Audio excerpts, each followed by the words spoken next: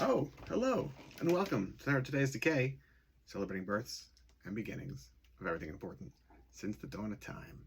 It is August 16th, and here are all the dates I really right. Today, in 1905, Maria Oktyabrskaya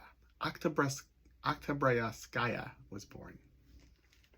I'm gonna stick with it. Not going to project self-doubt. No. You're just gonna hear my inner monologue about it. Anyway, yeah, who is she? Her husband died in World War II. They were Russian. And she sold all of her worldly possessions and wrote to Stalin and said, I've got some amount of money.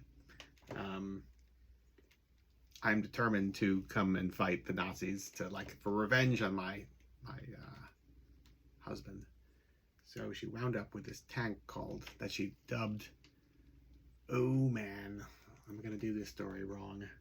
Something like Tank Fighting Boyfriend was like the name of her tank that she christened, and like killed all sorts of Nazis at a time when I don't think there was the Night Witches, which she wasn't exactly one of, but I think she's like adjacent to, which were also really extreme Russian fighters, women fighting and successfully killing quite a lot of Nazis.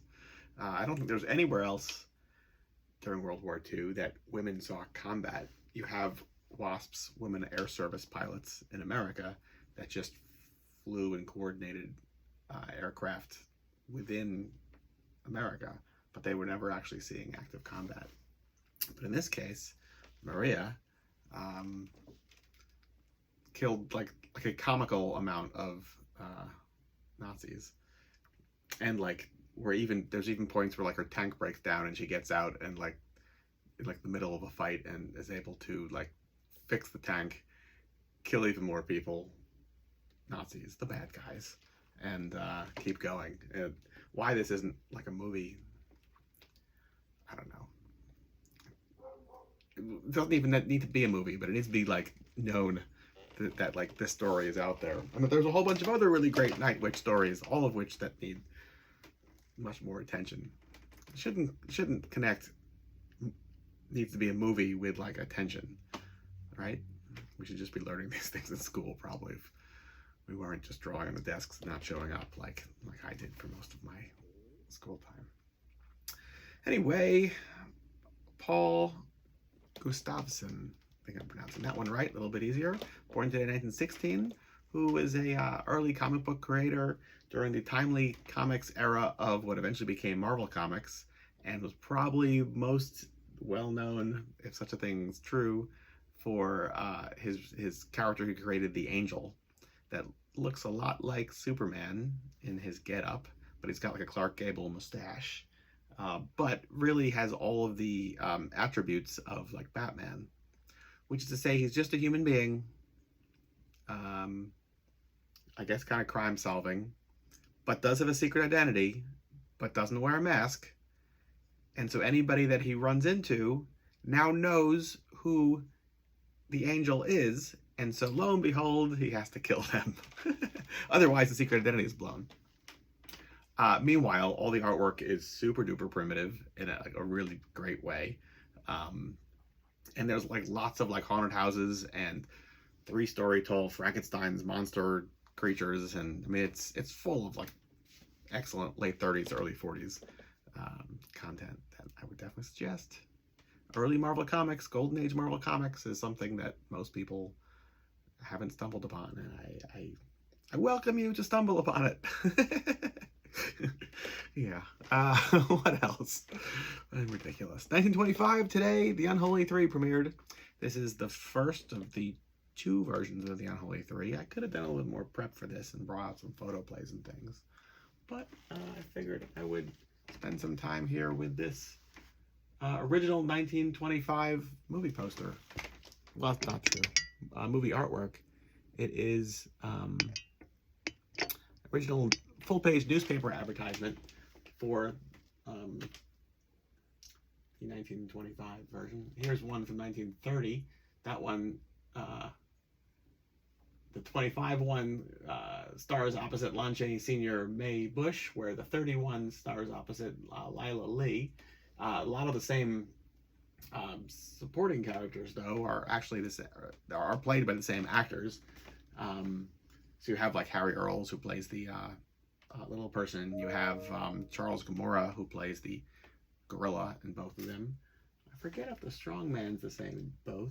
Either way, Todd Browning directed the Unholy Three 1925 one. He's in the process of drying out for the 31, so he's not the director. Todd Robbins, not the one yesterday who celebrated his birthday with 2 Ds, but the one that celebrates his birthday with 1 D, was the writer for the Unholy Three, as well as he was the writer for Freaks, Silent, White, and Beautiful, Who Wants a Green Bottle, a bunch of others. I mean, he's a great weird fiction writer from like World War I era, I guess you could say. Yeah, anyway, and this is exactly that, weird fiction. Hard to put your finger on. Is it horror? Is it supernatural? It's just strange. Yeah. Anyway, great stuff. Love it. Julie Newmar, born today in 1933. All sorts of wonderful stuff she's known for, obviously.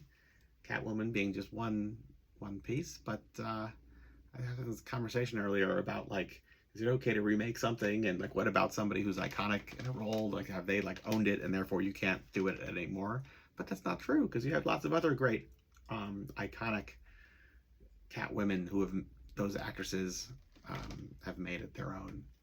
Be it Eartha Kitt, Nicole Kidman, and many more to come in the future, right? Yeah, I think so. But that's not to say Julie Newmar ain't wonderful, because she is. Stranger on the Third Floor, premiered today in 1940. That's a really fun film noir starring Peter Lorre in one of his more ominous roles. That doesn't get that much screen time, but it's still a ton of fun. Yeah, Scott Ashton of the Stooges, born today in 1949. I have been quite obsessed with the Alice Cooper Band of recent, and one of the things that just keeps kind of sticking in my mind is that I feel like, you know, all right, they were in their cocoon stage or larva stage